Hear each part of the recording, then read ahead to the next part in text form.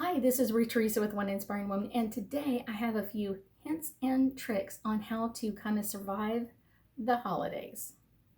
So, my number one trick is kind of avoid politics. Whenever it's being spoken about, I kind of just turn around and leave the room, kind of exit stage right, kind of get out of the way. Because even if you like the same person, sometimes you like them for different reasons, and they're like, I don't like them for that. And I'm like, it just is easier to just kind of walk away and not talk politics, and or kind of like not give an answer in that perspective of like, it's that's something I keep private, and I tell that to a lot of people. I really don't talk about politics with anybody. One of the things that is really special to do is to share the load.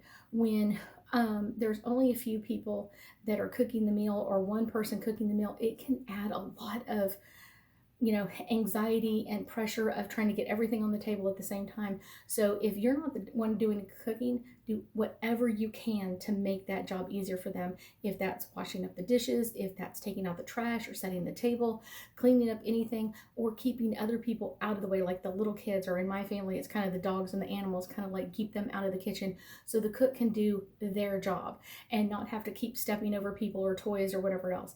That makes it a little bit easier. The next thing is, of course, everybody loves drinking during the holidays, but I would say kind of putting a limit to it, or kind of like y'all, saying I'm not providing alcohol for everybody to get drunk, but enough that they're kind of going through that a little bit makes it a little bit easier. A little bit of merriment is good. A lot of merriment is just cause for disaster. That kind of just makes it a little bit easier. Kind of my fourth trick is kind of like when I feel like I'm getting kind of stressed or overwhelmed, I often take like a few deep breaths, and kind of makes it a little bit easier. But I try to avoid to be snippy when I possibly can. If I am snippy, it's because I'm just feel like I'm so much stressed, or everybody's kind of pushing in around me, and that can be a little stressful for everybody. So if someone starts getting snippy, give them their space and kind of allow them to take a break.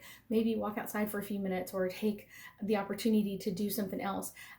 For myself and my clients, I would definitely say like cutting some cords and kind of cleansing your energy and taking a few minutes to kind of take a quick meditation would be really, really awesome to kind of just calm everything down.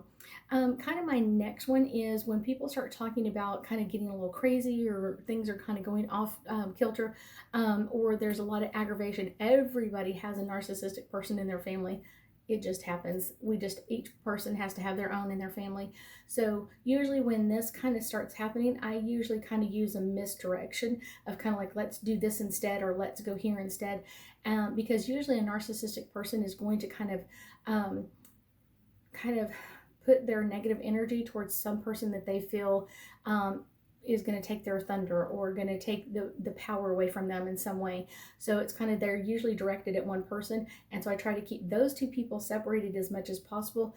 But it really does help to kind of misdirect, or kind of take that direction somewhere else. Kind of just makes it a little bit easier.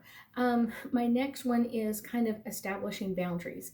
Boundaries are really, really, really important, especially when you've got a lot of people with a lot of different backgrounds and a lot of things going on. This is kind of my boundaries with things, and I'll tell people no politics today. Or I'll say, you've had enough alcohol. I'm saying, like, this is enough. It makes life easier, and it makes life more bearable when everybody else is around.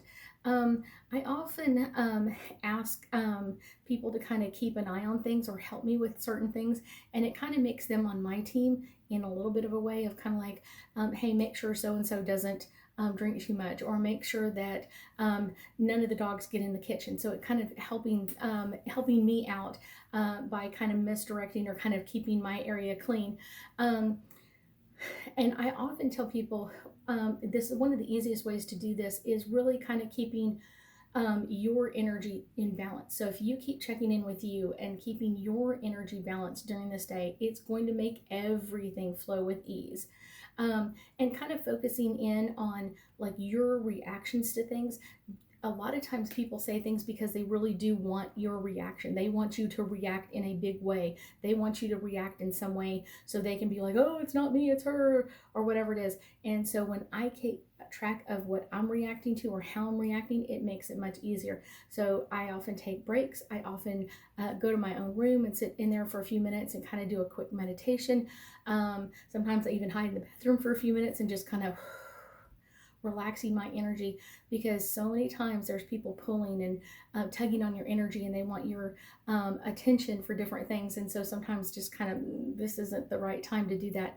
And like I said, I do cutting of the cords a lot. I do a lot of quick meditations and taking deep breaths a lot, so I can kind of recharge myself without bringing everybody else's craziness in. So let's do a couple of angel cards and get you a little bit more information of like how to survive the holidays with ease. Let's do that one. New love. Focusing on things that you love, talking about things that you want to bring into your family. Maybe it's a new relationship with someone, and not harping on it, but just really letting them know that you're excited about that. Excited learning about their new partner and learning, what they like and what they don't like and their history a little bit. Kind of makes life a little bit easier. So that's kind of a nice one. My next card is body care. Is what I'm talking about. Taking some time for yourself, taking quick meditations, taking time to kind of do your own thing. I'll have a couple of meditations linked down below. Most of them are under, like 7 to 10 minutes. So that makes it really, really nice and really easy for people to kind of take that break. So make sure that you're kind of clicking on those and taking them with you whenever you require just that energizing kind of moment right there. I've got these two coming at the same time. So the next one is power. When you react to people's energy the right way, you keep the power in the situation. You keep kind of control of what's going on and how people are reacting. The next one, this one, is truth and integrity.